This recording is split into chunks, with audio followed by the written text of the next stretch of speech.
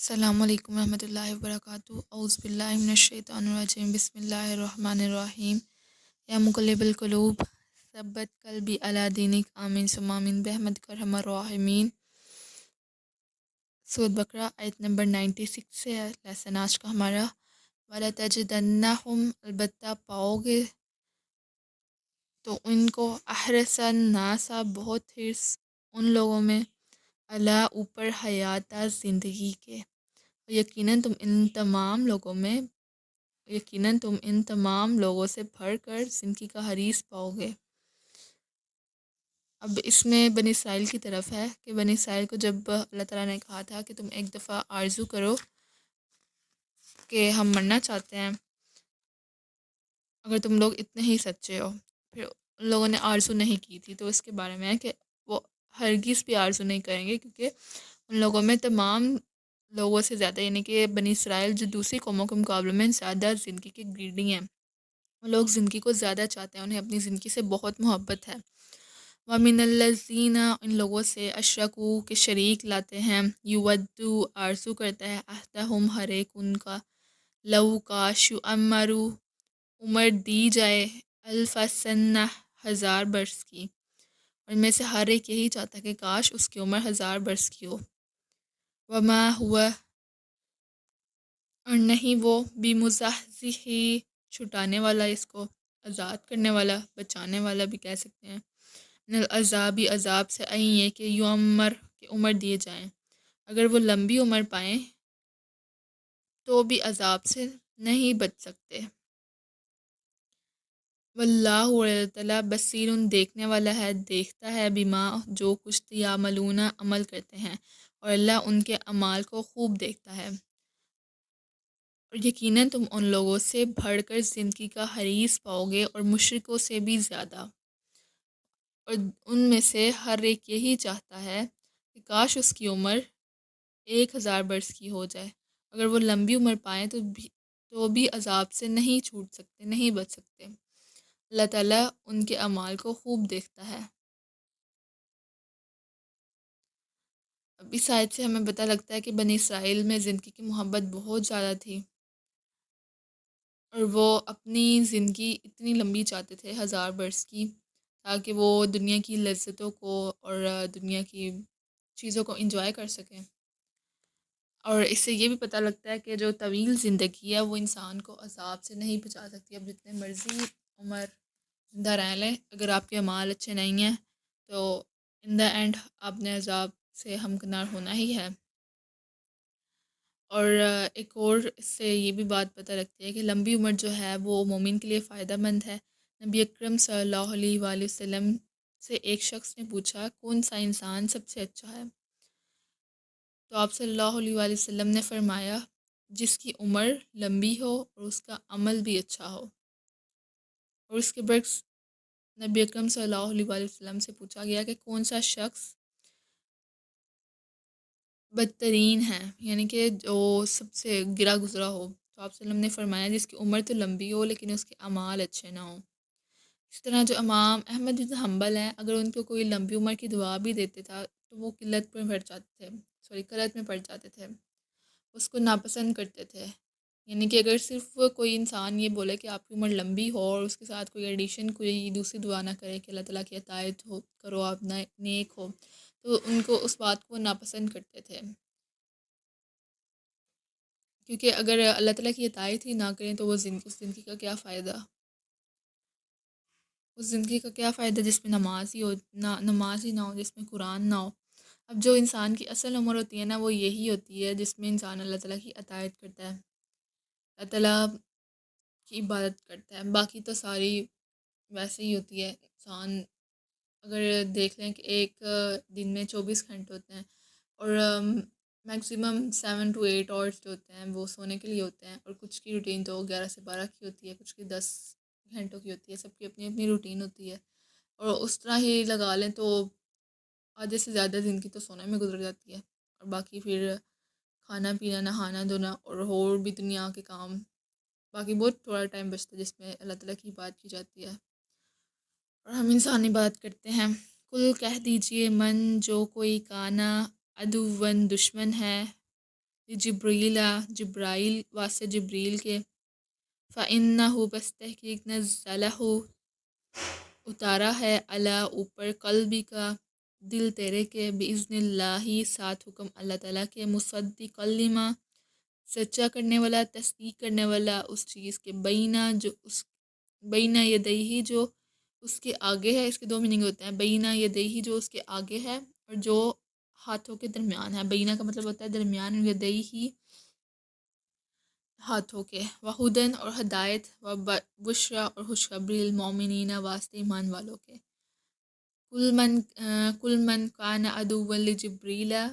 नबी सल्लल्लाहु अलैहि वसल्लम, आप कह दें जो जिब्राइल का दुश्मन है। फ़इन्नहु नज़्ज़लहु अला क़ल्बिका बिइज़्निल्लाहि मुसद्दिक़ल लिमा बैना यदैहि, बेशक उसने अल्लाह ताला के हुक्म से आपके दिल पर इस किताब को नाजिल किया जो उन किताबों की जो इससे पहले है तस्दीक करती है। हुदन व बुशरा लिल मोमिनीना, और हुदायत है और खुशखबरी है, बशारत है ईमान वालों के लिए। अब इसमें यह है कि यहूद जो हैं वो जो बनी इसराइल हैं वो जिब्राईल अलैहिस्सलाम को अपना दुश्मन समझते थे, क्योंकि जो जिब्राईल अलैहिस्सलाम है उनके मानने में ये था कि जब उनकी कौमों पर अजाब आया तो जिब्राईल अलैहिस्सलाम उसमें अजाब देने वाले फरिश्तों में शामिल थे।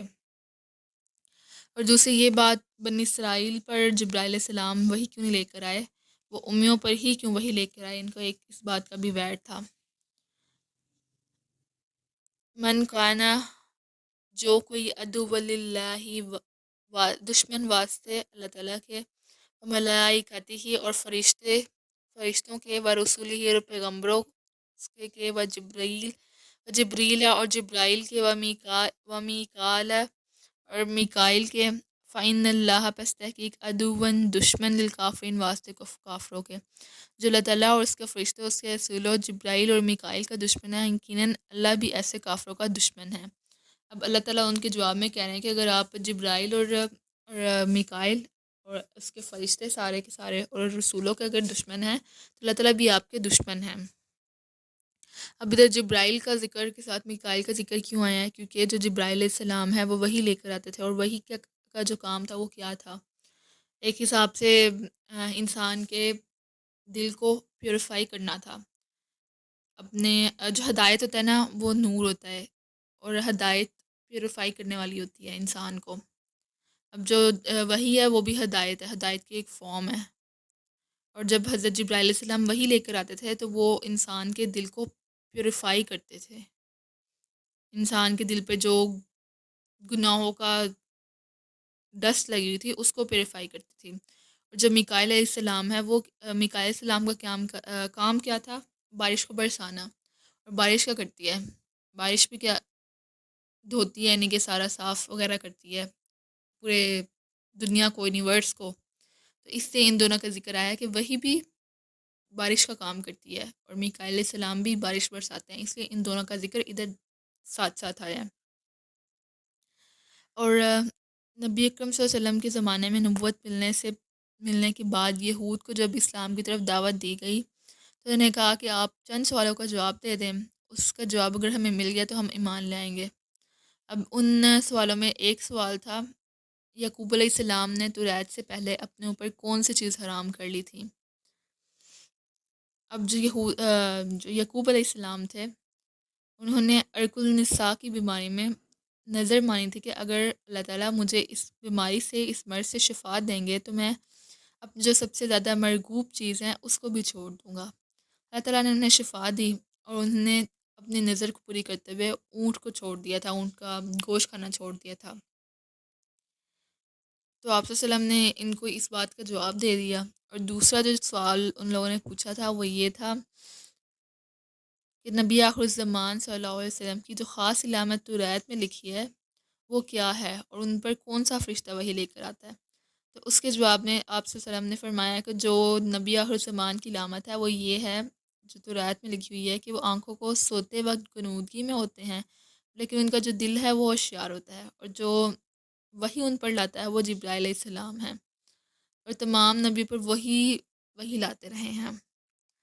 जब उनको इस बात की, इन सवालों के जवाब मिल गए, फिर भी यहूद ईमान नहीं लाए, उन्होंने इस्लाम कबूल नहीं किया। وَلَقَدْ البتہ تحقیق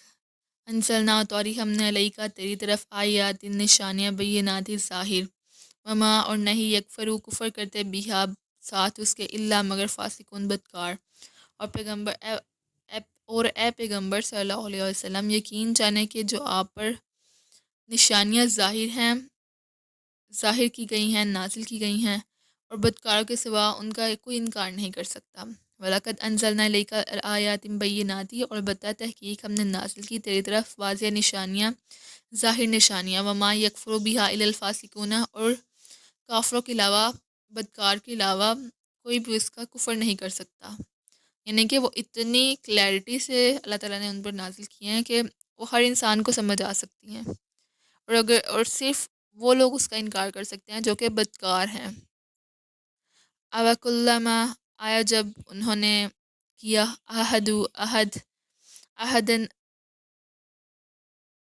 اوَکُلَّمَا عَہَدُوا اور آیا جب انہوں نے عہد کیا عہد نبذہ پھینک دیتا ہے فریقن ان میں سے ایک فرقہ عہد کو پھینک دیتا ہے ان میں سے ایک فرقہ جب کبھی انہوں نے کوئی عہد باندھا تو ان میں سے کوئی گروہ عہد کو پس پوچھ ڈال دیا انہوں نے بلکہ اکثرہم ان میں سے اکثر لانا یومنون ایمان لاتے جب بنی اسرائیل عہد کرتے تو ان میں سے ایک گروہ عہد کی نافرمانی کرتے اب انہوں نے اللہ تعالیٰ جو عہد ان لوگوں نے کن سے کیے تھے اللہ تعالیٰ سے بھی کیا تھا اور نبی اکرم صلی اللہ علیہ وسلم سے بھی کیا تھا اللہ تعالیٰ سے کوہ طور اللہ تعالیٰ سے وہ وعدہ کیا تھا کہ وہ اللہ تعالیٰ کے شریک کسی کو نہیں ٹھہرائیں گے اور تورات پر عمل کریں گے اور جو نبی اکرم صلی اللہ علیہ وسلم سے کیا تھا وہ یہ تھا جو میثاق مدینہ بہت مشہور ہے وہ بڑا وعدہ تھا کہ جب بھی کوئی باہر سے دشمن آئے گا اٹیک کرنے کے لیے تو وہ سب مل کر اس کا مقابلہ کریں گے اور جب جنگیں ہوئیں تو ان لوگوں نے کیسے پیٹھ دکھائی پس پوچھ ڈال دیا وہ سب کے سامنے ہیں اور مسلمانوں کو پتہ ہی ہے جنگ بدر کا حال بھی اور دوسری جنگوں کا بھی ولما اور جب آیا جاہم ان کے پاس ولما اور جب آیا جاہم آیا ان کے پاس رسول پیغمبر من عند اللہ نزدیک اللہ تعالیٰ کے مصدق لما تصدیق کرنے والا ہے ماہم پاس ان کے نبذ فریق پھینک دیا ان میں سے ایک فریق نے من الذین ان لوگوں میں سے اوتو دیے گئے کتاب اللہ تعالیٰ کی وراء ظہورہم پس پشت ڈالنا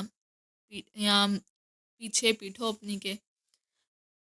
کأنہم گویا کہ وہ لا نہیں یعلمون جانتے ہیں اور جب ان کے پاس اللہ کی طرف سے رسول آیا جو ان کتابوں کی جو اس سے پہلے ہیں تصدیق کرتا ہے تو ان میں سے جنہیں کتاب دی گئی تھی ایک گروہ نے اللہ تعالیٰ کی کتاب اس طرح پس پوچھ ڈال دی گویا کہ وہ جانتے ہی نہیں ہیں اس سے یہ ہے کہ جو بنی اسرائیل کو کتاب دی گئی اور ان کے پاس جب رسول اللہ آیا جو ان کی تصدیق کرنے والے تھے ان کتابوں کی تو انہوں نے اس کتاب کو پس پوچھ ڈال دیا اور ایسے ظاہر کیا کہ ہم کچھ جانتے ہی نہیں ہیں اب نبی اکرم صلی اللہ علیہ وسلم کے پاس جو علم آیا تھا انہوں نے اس علم کی تصدیق کی تھی کوئی بھی عالم اس وقت عالم نہیں ہوتا جب تک وہ اپنے علم کی تصدیق نہیں کرتا ہے تو نبی اکرم صلی اللہ علیہ وسلم نے اپنے اوپر نازل کردہ کتاب کی تصدیق کی تھی اور وہ تصدیق کرنے والے تھے سب کتابوں کی جو اس سے پہلے بھی نازل کی گئی اور پھر تصدیق ہونے کے بعد قرآن پاک نازل ہو گئی اور قرآن پاک نے تصدیق کر دی اس سے پچھلے کتابوں کی جن سے پہلے تھیں اور نبی یہودیوں نے اس کے جواب میں کیا کیا یہودیوں نے آیات کا انکار کیا اور آیاتوں کو نہ مانا رسول اکرم صلی اللہ علیہ وسلم پر ایمان نہ لائے اور شیطانوں سے جادو سیکھ لیا انہوں نے اس کا ایک واقعہ ہے اس سے آگے ہم پڑھیں گے سارا وہ ڈیٹیل سے تھوڑا سا مختصر سے میں بیان کر دیتی ہوں انہوں نے شیطانوں سے جادو سیکھا اور آپ صلی اللہ علیہ وسلم پر جادو کیا جس کی اطلاع جب آپ صلی اللہ علیہ وسلم نے یعنی کہ جب ان کو ملی تو انہوں نے معزتین نازل ہوئی